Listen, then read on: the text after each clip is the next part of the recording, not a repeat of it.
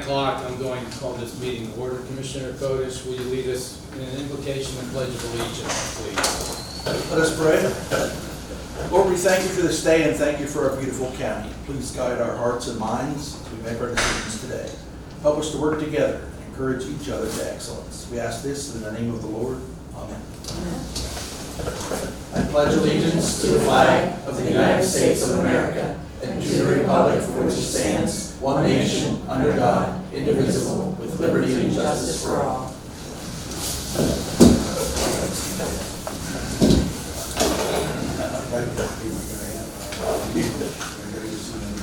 Okay, thank you, Commissioner. We'll attend to the approval of the minutes from July 18th. Is there a motion? So moved.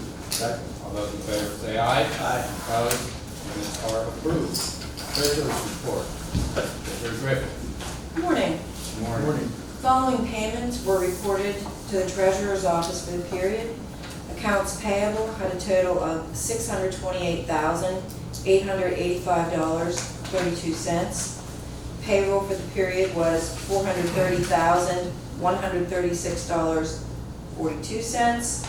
Other accounts were 911 with checks and EFTs totaling $155,099.49.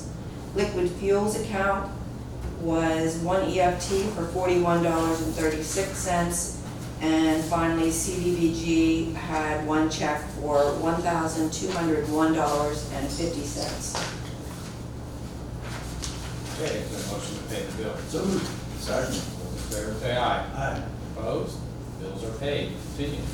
And the treasurer's report for the period starting 7/17 through 7/30/2024.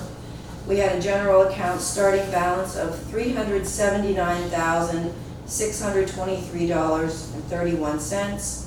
Total debits for the period of $1,556,068.73, giving us an ending balance of $876,670.30. And finally, capital reserve account ended the period with $17,030,996.87. Okay, thank you. Motion to approve. So moved. Second. All those in favor say aye. Aye. Opposed? Thank you, Madam Treasurer. Continuing down to the meetings and events, my list has already been given to the Chief Clerk. I'll point out that next week I'll be at CCAP's annual conference where the county platform will be debated and approved. So anybody listening or anybody in the audience want to know what the Pennsylvania County's platform is, you can go on the website and peruse that. Commissioner Wise. Yeah, upcoming event for me, I'll be at the Mifflin County Youth Park, milking a cow. So, I don't know how, I guess Robin and they didn't want to do it, so I'm No, I said I'll be out of town. Yeah, everyone's out there. Convenient. Anyway, any other ones I have, Chief Clerk has my list. That's all I have. Okay, Commissioner Coach. I provided my list to the Chief Clerk, and I will be attending that event with Commissioner Wise cheering you on. Are you against Superintendent Varner? No, I'm, Ron DeKellis. Oh, Rhonda Kelly, all right.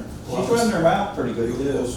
We'll have to see what the Vegas line is on that. I'm not sure. I thought you were going against Varner. Well, there might be a finalist then. Maybe they're sort of like the Olympics. Anyway, I'd like to welcome from MCTV here today, Amaris Fultz and Dakota Schultz. Thank you for Thank you. Public comment. Is there anybody from the public here or online want to say anything? Well, hearing, not seeing anything, we'll move on to new business. First, I have a proclamation for National Night Out on August 6th. Commissioner Kodesh will read the proclamation, then we'll turn it over to the officers. Commissioner Kodesh. Thank you. We have a proclamation, National Night Out 2024. Whereas Mifflin County National Night Out is held annually on the first Tuesday in August. And whereas the annual National Night Out provides a unique opportunity for Mifflin County to join forces with thousands of other communities across the country in promoting cooperative police community crime prevention efforts. And whereas Mifflin County National Night Out event will be held on August 6, 2024 at Kish Park from 6 p.m. to 9 p.m. And whereas it is essential that all citizens of Mifflin County be aware of the importance of crime prevention programs and the impact that their participation can have on reducing crime, drugs, and violence in Mifflin County. And whereas police community partnerships, neighborhood safety, awareness, and cooperation are important themes of the National Night Out program. Now therefore, we, the Mifflin County Commissioners, do hereby call upon all citizens of Mifflin County to support the annual National Night Out on August 6, 2024, proclaimed this first day of August, 2024, Mifflin County Commissioners, Postal, Codish, and Wise. I make a motion to approve that proclamation. And is there a second? Second. All those in favor say aye. Aye. Proclamation is approved. Commissioner French.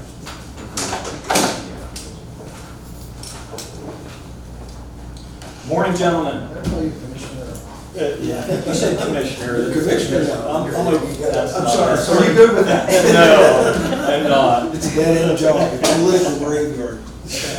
So once again, Mifflin County Regional Police Department, the Granville Township Police Department, Lewistown Borough Police Department will join forces for National Night Out 2024. As Mr. Codish said, the event will be held at Kish Park on Tuesday, August 6th from 6 to 9 p.m.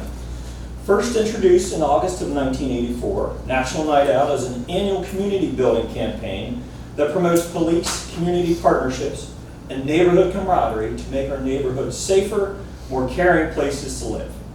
National Night Out is designed to enhance the relationship between neighbors and law enforcement while bringing back a true sense of community. Furthermore, it provides a great opportunity to bring police and neighbors together under positive circumstances. Here in Mifflin County, we have a lot planned. Lots of work is going into this event. Numerous community organizations will be on hand offering a variety of demonstrations, games, and activities. Police vehicles and fire apparatus will be around every corner. Mifflin County Children and Youth Services will conduct a backpack giveaway. We'll have Starbucks coffee, PA National Guard rock wall, photo booth, obstacle course, free hot dogs and snacks, fireworks, and the annual tug of war contest between the police officers and the firefighters. Like the commissioners, I would like to extend a formal invitation to everyone in the community to come out to Kish Park and enjoy this action-packed National Night Out. Thank you, gentlemen. Would you like a photo? Right.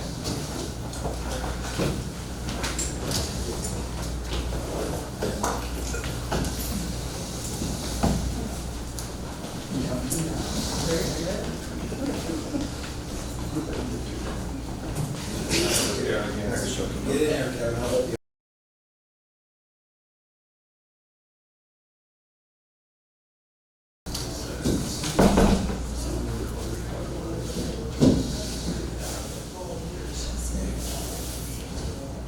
All right, we'll continue to Paul Hoffman, our Director of Elections, asked for time for an audience today to update us on an important election that's coming up. Paul, tell us what you're doing. Well, as everyone knows, we have an important election coming up here, November 5th. And I want to remind some people of deadlines. The deadline the last day to register to vote before the election is October 21st. And the deadline to apply for a mail-in or an absentee ballot is October 29th. We currently have applications for 2,200 mail-in and absentee ballots. It's high, but I expect that. And I expect even more coming in. So I need people to remember that it's only an application. We have numerous people calling in about mail-in ballots. I didn't get my mail-in ballot. Mail-in ballots won't go out until after September 22nd. I hope to get them out as soon as possible. We're at the mercy of other people telling us when the ballots can be approved and things. So. Yeah, so it's important. Mail-in, the ballots have not even been printed yet. And so no one is getting ballots. If you hear anybody, because we are getting calls, as you said, is that my neighbor got a ballot. No one is getting ballots, they're getting applications for ballots. Yes. Ballots are also applications are coming unsolicited many times. That Yes. organizations are sending ballots out with a return address for our election office, so it appears that our election office sent the application, when in fact they did not. But this organization is trying to drum up mail-in ballot business, so they're sending applications to people, even if they didn't ask for it. Yeah, the only time we'll get an application from Mifflin County is the first or second week of February for any permanent ballot applications. We send out that the last week of January, first week of February, and that is the only application you will ever get from Mifflin County. So look for that. Once you do that, you do not have to do that for any other elections in that year. Permanent in the state is annually. And we're trying to get that changed to annually, but we have not succeeded on that yet. And people could apply for a ballot online, can they do that? Or? Yes. At vote.pa.gov, you can apply for a ballot, you can register to vote on that website also. Vote.pa.gov. Yes. Okay, so there's a lot that goes on prior to elections. I know they're very busy in checking applications, vetting the applications that come in to ensure that people are registered and the applications are properly dated. And we have been getting numerous duplicates, so please remember, if you sent one in for the year, that's all you need to send in. Okay? Any questions? Does the public have any questions? All right, thank you, Paula, for the update. We'll have you back to update us again next month. Yep, thank you. Next, we have a project modification request for Crime Victim Services. Jamie Glick. Good morning. Good morning. We're here today to ask for a project modification. We noticed that when we did our last quarterly report that our funding for our consultant category was low. Our consultant category is something where we do a referral to a local attorney for them to provide civil legal services to victims of sexual assault and domestic violence. So we took some money out of our supplies and we moved it over into that category. And if you have 10% or more that you need to shift, you have to do what's called a project modification report for PCCD. So that's what we've done, and that's what we're here to ask that you support, please. Okay. Any questions? And the total $63,021 has not changed. We just Right, yeah, correct. We're not asking for any additional funding, we're just moving within the budget. Yes, moving line items. All right, I'll make a motion to approve that. Was there a second? Second. All those in favor say aye. Aye. Opposed? Thank you, Jim. Thank you. Have a great day. Next, we have designation of the Mifflin County Historical Society as the official historical society for Mifflin County. Is there a motion? So moved. Second. All those in favor say aye. Aye. Any opposed? Motion carries. Nobody here from the Historical Society, correct? We can do that annually. Yes. This is an annual designation. Okay, thank you. Next, we have an award notification for the Indigent Defense Grant for the period July 1 through December 31st, 2025. This grant is for $111,973 to support our public defender's office. We already passed a motion to apply for it. This is the award notification. Is there a motion to accept the award? So moved. Second. All those in favor say aye. Aye. Opposed? Motion carries. We have a 3-year telesystem service quote for the dedicated internet circuits at the magistrate's offices, Smith and Leicester. This is $202 per month for each office. This is a savings of $30 per month, and the price is held for 3 years. Is there a motion to approve? So moved. Second. All those in favor say aye. Aye. Thank you. We have a 1-year prison HVAC service agreement. I think this is also for the courthouse, with NRG Building Services Harrisburg for the period September 1 through August 31st, 2025. The annual fee is $17,330. Again, I believe it's also for the jail and the courthouse. Is there a motion? Motion. Second. Those in favor say aye. Aye. Opposed? Motion carries. Medical Assistance Transportation Program Participation Grant Agreement and Compliance Assurance. We have Human Services Director Melissa or Cindy's here as well, I'm the Director of Transportation for Regional Services. Come on up, Cindy. I'll share. Melissa's feeling a little under the weather. Cindy, you want to brief us or who's going to talk? Aye. Sure, so good morning, and I'm here to answer any questions you might have about the Medical Assistance Transportation Program Agreement. And I can tell you that last year that program provided 13,268 trips in Mifflin County, and that we actually came in under budget for that year, so we will be paying back $47,675. And we actually spent $494,749 for that program in Mifflin County. What is it this year? Projected budget? Yes. $548,639. It is all been approved, it's waiting for signatures at the state. And it will come in at $38 a trip. This year it was $36 a trip. And because trips came down, unfortunately, medical assistance, which is kind of odd, lottery went up, medical assistance came down. And so that trip per trip cost went up for this year. So the total trips actually went down? Yes. Why do you think so? I'm not sure about that. Like I said, it's usually medical assistance that keeps climbing, and over the years it's been the lottery that's been coming down, but. Okay. So money that's not used, that has to go back? That money will be paid back. Yeah, because we get the money as we make the trips. Okay. Any other comments or questions? Okay, I need a motion then to acknowledge and execute the participation grant agreement. I make the motion. Second. All those in favor say aye. Aye. Any opposed? Thank you. Can we last those Cindy here for a second before she sits down? Yes. Sure.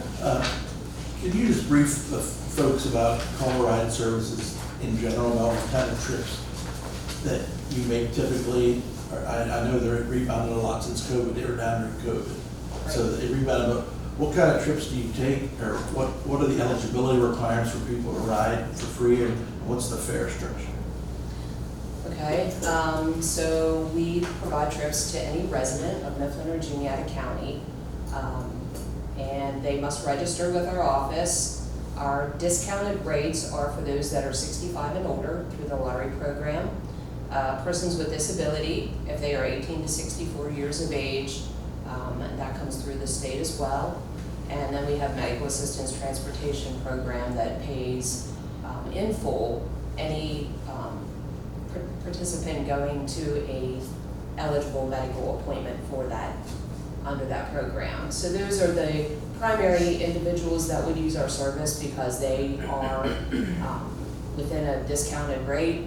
The general public can use the service, it's just a little more expensive for them. So if you were to request a ride from the courthouse here to Walmart, it would be $14 each way. It is a mileage-based fare, but it comes kind of like in tiers. So, 0 to 2 miles, we have a fee, and then so on and so forth.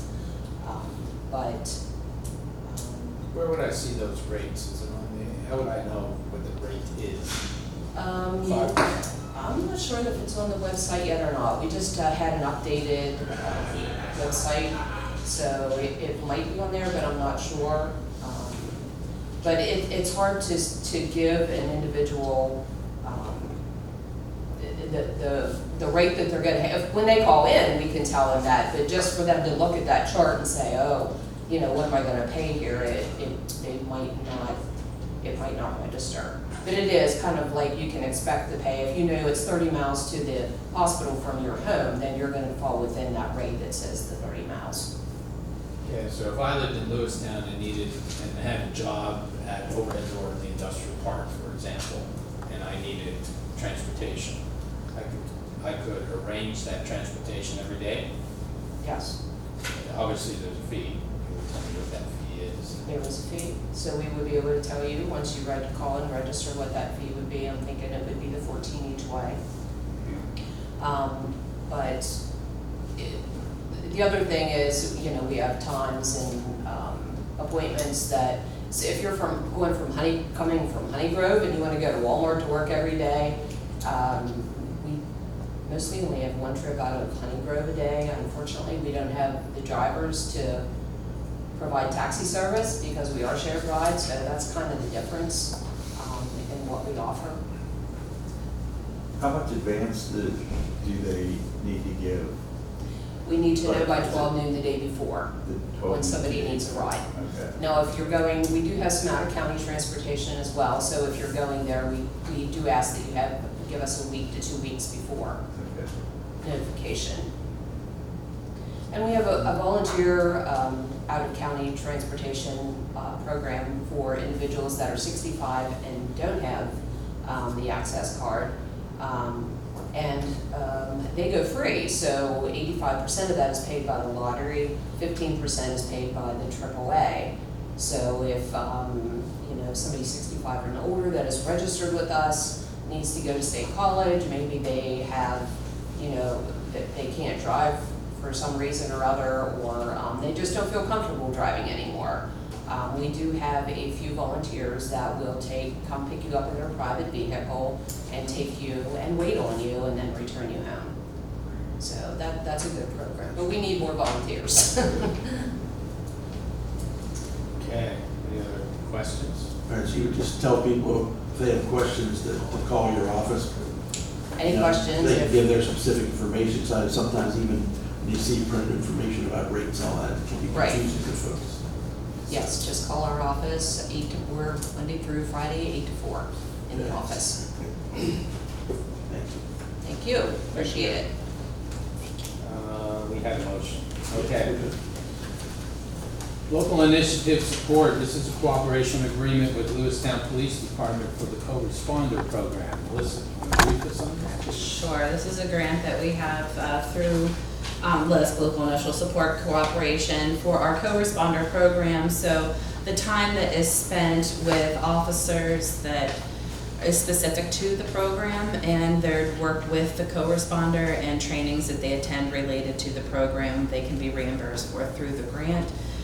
So this is just an agreement stating that once we receive our reimbursement, we will then reimburse them for their expenses related to that. Okay, so and this is one of the first co-responder programs approved in the state. I think this is maybe 3 years old, if I Yes. recall. So this is its third year, and it's going very well. So this is a reimbursement to the Lewistown Police Department up to $25,000. Correct. Okay, so we'll be reimbursing Lewistown $25,000. That's what this is. Is there a motion to approve? So, second. All those in favor say aye. Aye. Opposed? Thank you. We have resolution number 39. This is associated with our USDA Community Facilities Grant for the Mifflin County Historic Courthouse Rehabilitation Project. There are numerous documents that need to be signed. This authorizes us to sign the documents and proceed with the project. It's resolution number 39 of 2024. Is there a motion? Motion. Second. All those in favor say aye. Aye. Opposed? Resolution is approved. Engagement letter with Zelenkowski Axelrod to complete the year-end 2023 audit. It is now in progress. Is there a motion to approve? Motion. Second. All those in favor say aye. Aye. Motion is approved. Purchase agreements for use if needed by children and youth. Nicole. So the first one is for Family Care for Children and Youth out of Milton, Pennsylvania. They provide dependent and delinquent youth with access to behavioral health treatment through foster care services. Their lowest rate is $66.22 per day, and the highest is $75.67 per day. The next one is for Summit School out of Herman, PA. They provide dependent and delinquent youth with access to behavioral health treatment through residential programs. Their lowest rate is $264.50 per day, and the highest rate is $750.42 per day. The next one is through Baxter and Capon out of Huntington, Pennsylvania, to provide legal services as the backup solicitor for Mifflin County Children and Youth, and that's $75 per hour.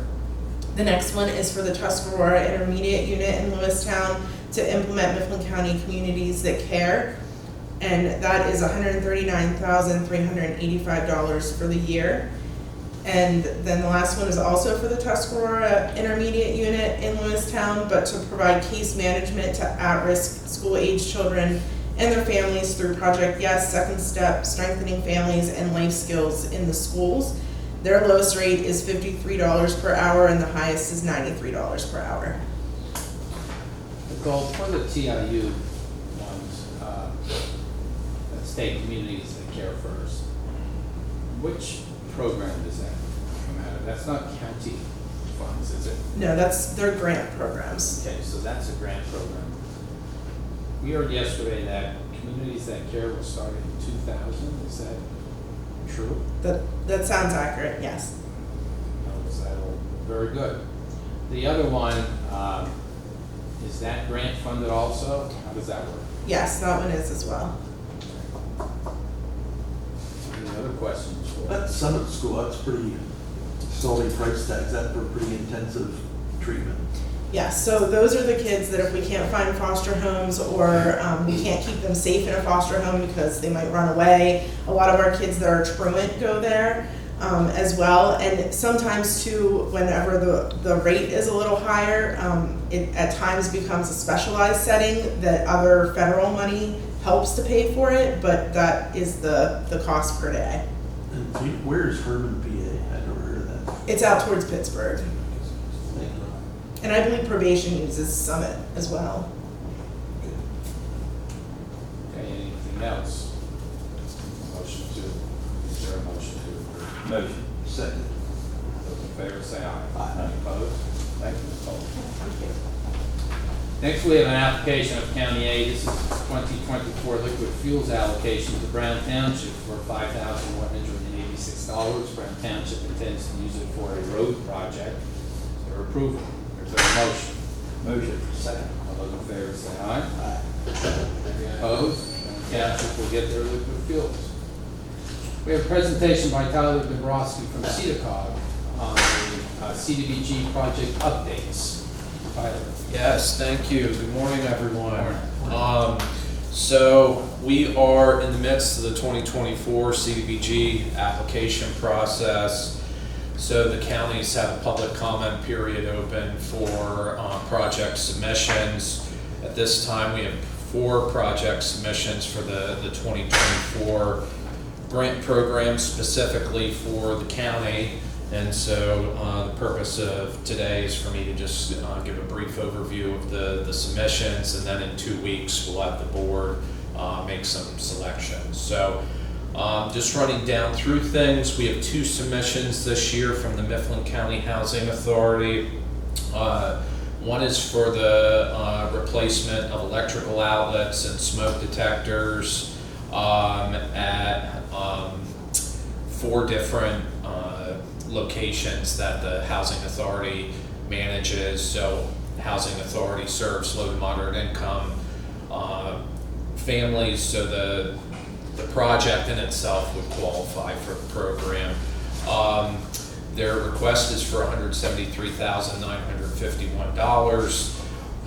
The issue that we have with their submission is because all of their apartment complexes are located in Lewistown Borough, the submission needs to be actually through Lewistown Borough. So their project proposal has been added to our pile for Lewistown Borough, so we've moved that one off. So it is eligible, it's just, it would have to be through Lewistown, not the county. The other submission also from Mifflin County Housing Authority is 9 roof replacements at sites around Lewistown Borough and Derry Township. 5 of the sites are in Lewistown Borough, 4 of the sites are in Derry Township. So again, because these are low to moderate income families, the project definitely qualifies, but again, the submission needs to be for the 5 properties, needs to go through Lewistown Borough because they get their own set aside. And then Derry Township also gets a set aside as well, so the project request would need to go through Derry Township for the other 4. So again, those have been moved over to the Lewistown and Derry Township files. So that takes us down to 2 projects. We have a submission from Newton Hamilton Borough. There's a small bridge along Church Street in Newton Hamilton Borough, which needs to be replaced. We don't have a formal estimate from them at this time. We just have some general pictures and a brief request. We don't have LMI verified for the project area. So what we have to do in this instance is do an income survey. So we're gathering all the homes that are located along the street and putting the survey documents together. So we'll work with Michael, the county, and the borough to do that survey effort. But at this time, we don't have that one verified that it actually qualifies. So that takes us to our last project. Just a question on Yes. that one. So you're not looking at the entire Newton Hamilton Borough, which we all know is not very large. Correct. Your survey is just on Church Street, just on. Yeah, so we have to look at the primary users of the bridge. So Newton Hamilton Borough, it is small. Actually, the LMI data across the country updates every 5 years. It just did about a month ago. The borough itself is not considered LMI. It actually went from close to 80% LMI down to only like 30% LMI. So some questions on the statistical reliability of that data, but the data is what it is. So yeah, we're gonna undertake that survey for the immediate area. So any other questions? I'm sorry to just keep going. No. Yeah. Commissioner Wise. Yeah, I have one there about the housing authority Yes. there with the smoke detectors, correct? Yeah, yep. Okay. 173, what was that?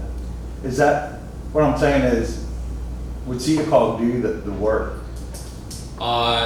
Probably not. We would probably bid it out to a third-party Okay, 'cause contractor. if I'm not mistaken, there's like 800 of those.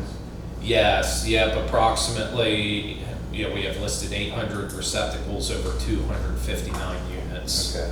So it'd be a big job, for sure. That's all I have. Okay, thank you. Go ahead, Yeah, Kyle. yeah, thank you. The last submission is Wayne Township Water Authority. So the county allocated $103,403 to this project last year.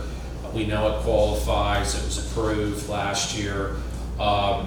When the submission was made last year, it had a $200,000 deficit. And it was noted in last year's application that future year money would be needed for the project.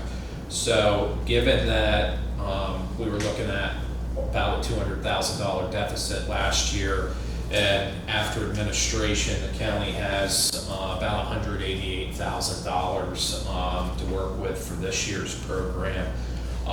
Wayne Township is queued up and ready to go. So that one at this time is the only one that is ready.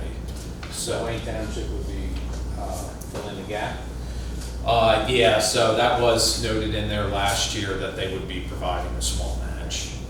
So, and just the brief background on that project is that the water meters that they have in Wayne Township to measure water usage, many of the meters are inside people's homes.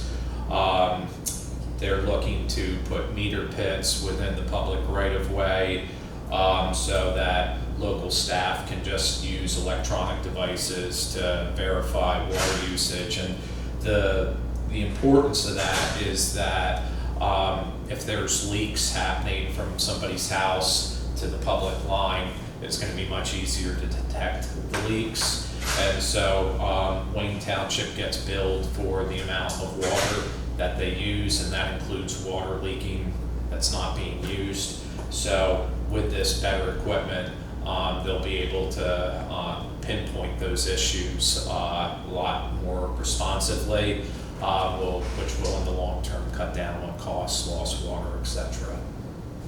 So, What's the water authority there? Who's the water authority? Wayne Township Water Authority, and I'd have to. Well, my question was, is the water authority, they don't own these laterals, or do they?